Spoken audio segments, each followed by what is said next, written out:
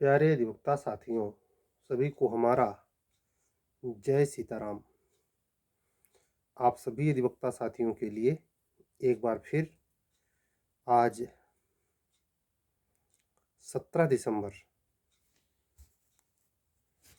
17 दिसंबर 2024 दिन मंगलवार पर हनुमान जी के कृपा से हनुमान जी को या मंगल देवता को सपोर्ट करने वाली पोस्ट अभियोजन अधिकारी, असिस्टेंट प्रोसिक्यूशन ऑफिसर, सहायक जिला अभियोजन अधिकारी के पद के संदर्भ में महत्वपूर्ण बातें करूंगा।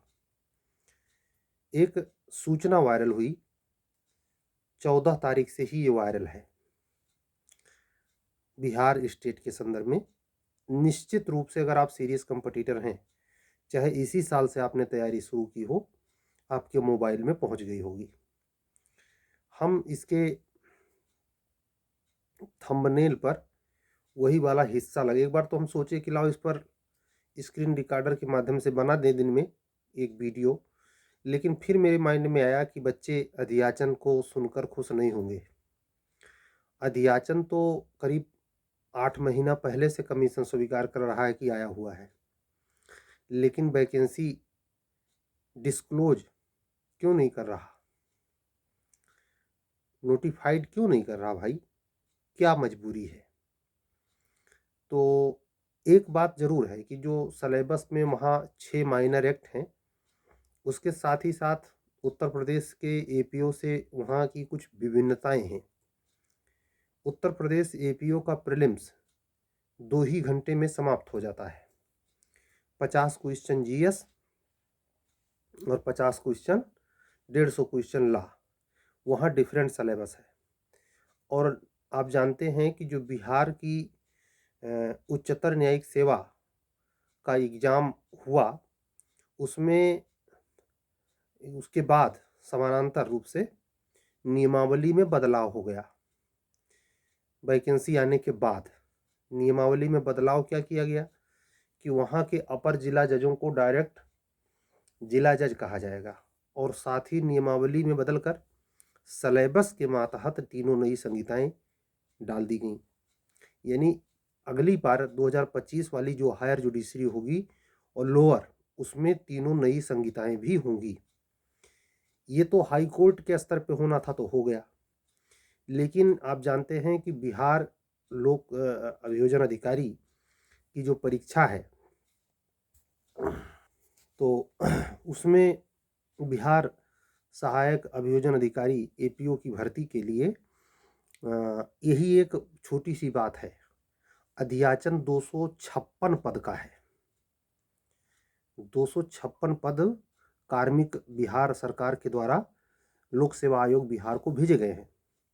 ये पुष्टकारी सूचना वहाँ का कोई क्षेत्रीय समाचार पत्र है, प्रभात खबर करके छापता है, उसमें है। आप सभी लोगों के पास पहुंच गया होगा, मैं केवल याद दिला रहा हूँ।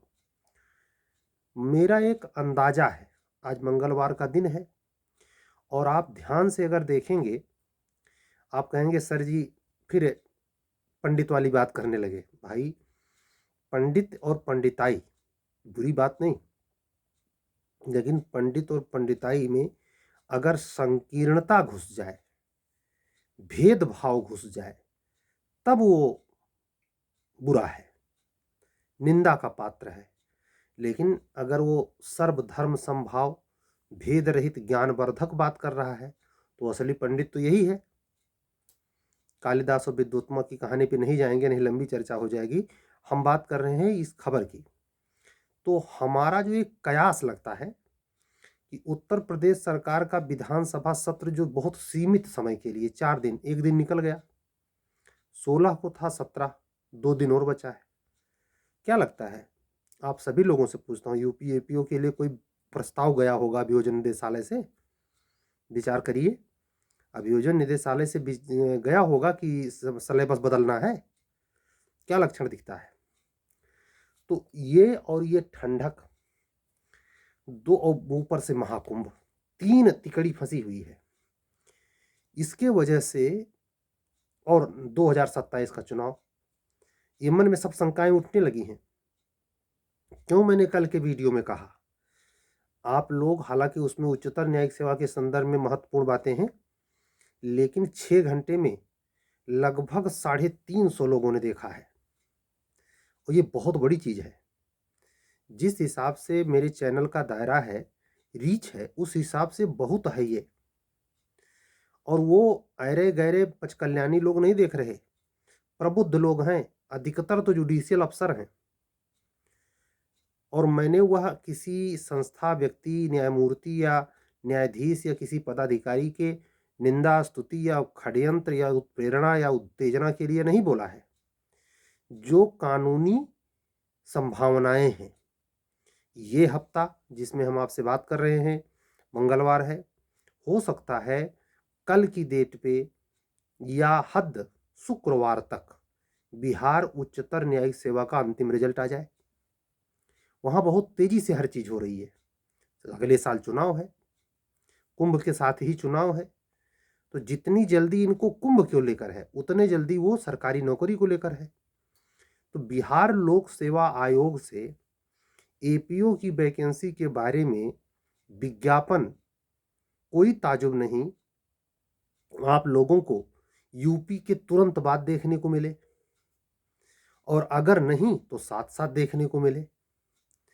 अभी तुरंत तो नहीं कह सकते कि बिहार लोक सेवा आयोग तुरंत विज्ञापित कर देगा, लेकिन वहाँ उतनी अड़चन मुझे नहीं दिखाई देती जितनी अड़चन यहाँ दिखाई देती है। जबकि वहाँ पदों की संख्या वो सरकारी डाटा तो 20 करोड़ का है, मान लीजिए 5 करोड़ और ले लीजिए, जैसे सरकारी डाटा 26 करोड़ का है यूपी का, हम 30 बोलते हैं का 2011 के बाद जनसंख्या नहीं बढ़ी है, 4 करोड़ और जोड़ देता हूँ मैं, तो मैं अक्सर कहता हूँ 30 करोड़ की आबादी उत्तर प्रदेश की और 25 करोड़ की आबादी, 20 करोड़ से तो तंत्रिक संदेह नहीं बिहार की। उस स्टेट में 256 पद आ रही है। शर्म आना चाहिए उत्तर प्रदेश सरकार को और उत्तर प्रदेश माननीय लोक सेवा आयोग जैसी संस्था को कि वो कैसे परीक्षाएं ले रही है, कैसे अभियोजन अधिकारी बना रही है। तो मैं आपसे परसों या 3 वीडियो पहले निश्चिंत नहीं हूँ। मैंने आपसे क्या कहा कि सरकार लोक लुभावन वादे करने में आ सकती है फेरे में, वो इशारे कर सकती है वैकेंसी नोटिफाइड करना मत, इसमें हम अधिक वैकेंसी जोड़ कर देंगे इत्यादि। क्यों देंगे? जिससे 27 का चुनाव जीत सकें। सरकारी नौकरी देने में देरी, हीला हवाली, पर्चा लीक होना, और दूसरी एक और बड़ी सुसंगत बात यूपी एपीओ को लेकर जुड़ती है कि अब मुझे नहीं लगता कि 22 तारीख को एग्जाम है, आज 17 है, 5 दिन बाद इस बीच में कुछ लोक सेवा आयोग कर देगा, कदापि नहीं, न जे के बारे में न एपीओ के बारे में। पहले वो करवाएगा परीक्षा और उसके बाद हाई कोर्ट बंद हो जाएगा, हाई कोर्ट विंटर वेकेशन में जाएगा। जितने समय हाई कोर्ट में विंटर वेकेशन रहेगी, मुझे नहीं लगता पीसीएस जे की वैकेंसी गजट हो जाएगी। बची खुची संभावना एपीओ के संदर्भ में है। एपीओ में सरकार से इस तरीके की कोई बातचीत हो पाती है? इस कुंभ में सारे अधिकारी व्यस्त रहते हैं, कोई प्रेशर अतिरिक्त है नहीं, तो इस बात के चांसेस बनते हैं कि उत्तर प्रदेश लोक सेवा आयोग के संदर्भ में दोनों विज्ञापित पद एपीओ और जे नए साल में ही प्रकाशित हो पाए। वो कब, वो ऐसे ही अनिश्चय का दायरा चलता रहेगा। इन संदर्भित बातों में महत्वपूर्ण बात पर अब 10 मिनट बात करेंगे, वो ये तयशुदा वैकेंसी यूपी एपीओ और बिहार एपीओ आपको साथ साथ न मिले, मतलब प्री मेन इंटरव्यू तीनों के लिए लमसम डेट आपको मिले। सिलेबस में अंतर है, सिलेबस समान नहीं है। और अगर क्या निश्चित बिहार एपीओ में भी तीनों नई संहिताएं आएंगी और पुराने वाले की साथ अगर रखी गई तो एक वर्डन फुल सिलेबस बिहार एपीओ का होगा। अगर वैकेंसी होली के बाद आती है, ये बात बड़ी महत्वपूर्ण है, वहां का चुनाव किस तिथि को है, आचार संहिता कब लगेगी, उसके पहले नोटिफाइड करवाएगा 256 पद, इसीलिए मांग लिया है। और वो वहाँ हड़बड़ी है, यहाँ कोई हड़बड़ी है नहीं, यहाँ धीरे धीरे चीजें हो रही हैं। तो इस बात को माइंड मेकअप करके चलें। जो सामने मुख्य परीक्षाएं हैं, जैसे झारखंड जूनियर डिवीजन सिविल जज का मेंस होना है, हमारी अधिवक्ता बहन की एक कॉपी है, तबीयत बिगड़ जाने के कारण हम क्वेरी कर नहीं पाए, संडे को ही करना था। 5 लोगों का कॉपी वेट कर रहे हैं। लेकिन ये है कि कोशिश ये रहेगी कि इसी हफ्ते में काम हो, चाहे जैसे निपटाएं, 2-2 करके निपटाएं, चाहे जैसे निपटाएं। और दूसरी जो मुख्य परीक्षा है, राजस्थान एचजेएस मेंस है, और आप जानते हैं दोनों की परीक्षा तिथियां निश्चित हैं। नहीं, झारखंड जूनियर डिवीजन का मेंस कब से होगा इसकी डेट अभी क्लियर नहीं है। मुझे लगता है ये डेट फरवरी मार्च में ही लगेगा, इधर नहीं होने वाला, समझ रहे हैं। और राजस्थान एपीओ का प्रीलिम्स, राजस्थान एपीओ का प्रीलिम्स, और